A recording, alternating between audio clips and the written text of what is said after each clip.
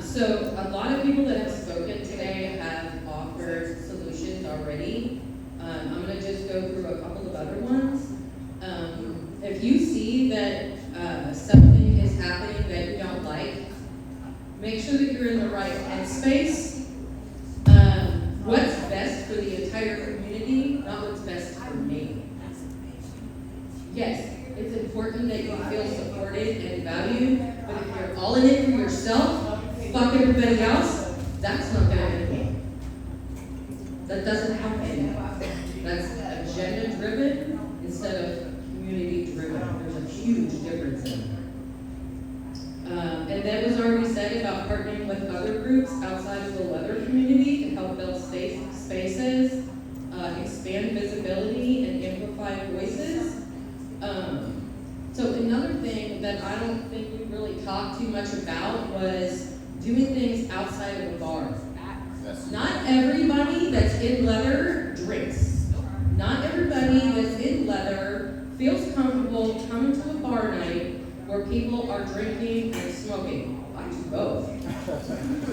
But you know what? I have children. To me, I can't tell you how many people have said kids have no business in the community. You're right. No one. They don't. They don't need to see my freaky shit. But they do need to see my leather first. And they do need to see that other people are out there that really don't give a shit. Because the wider community does not. They are our future. Yeah, and I want to make sure that my kids, when they grow up, they know the whole world is not about, they're not out to get you. Because that's what a lot of times it feels like. Every time I open the news, it's like, Jesus Christ, what's happening now? You know? Can I even leave my house, or do I have to worry about getting shot? The other thing I want to say about that is, everybody is very brazen to call everything out that they don't agree with. They're going to do that. Let them. You need to learn how, my opinion, you need to learn how to call them in. Lead with love, lead with kindness, because hate only gets more hate. Somebody can't come up to me and tell me off and be say, wow, let's work on that. Thank you for sharing that perspective. They're going to feel this big. I've seen it time and time again. Trust me, a lot. But if you're willing to make that step where you're going to try to do something that's going to make, even if it's a little difference, just a little something, right? I've had conversations with people that are here about all kinds of different things.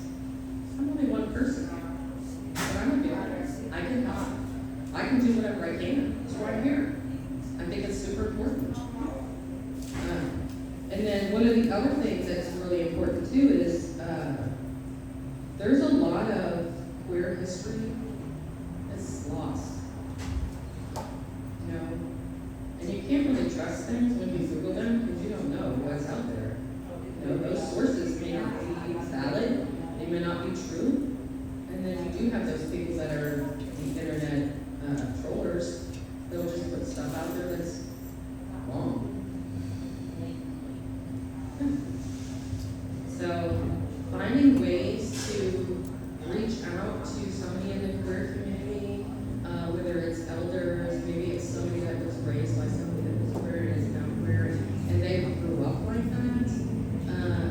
Find ways to make it more public and more knowledgeable so people can learn those things. I don't want our history to die or to be morphed or transformed into what's not there. Why not have picnics? I mean, House of Quorum has picnics every year. Yeah, October 4th. You're all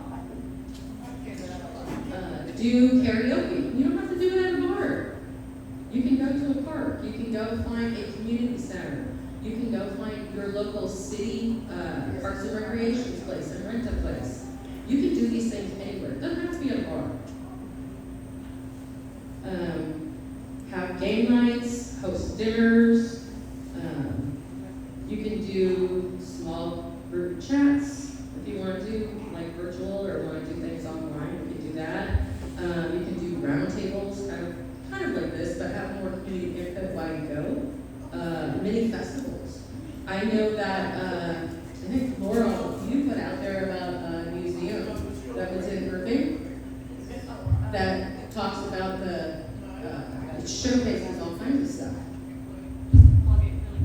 Because it's almost over, you only have until the end of this month to go see it. It is a badge of pride at the Irving Archives and Museum. It is free, and it is our queer history that is the largest here in Texas that has ever been displayed. Please go support them. They actually extended their time here in Irving because they have done so well, and I know several groups have gone. You don't need to take all day, but it's lovely. Please go. You can have open mic nights. That does not have to be at a bar. That could be at a coffee shop. That could be at a library.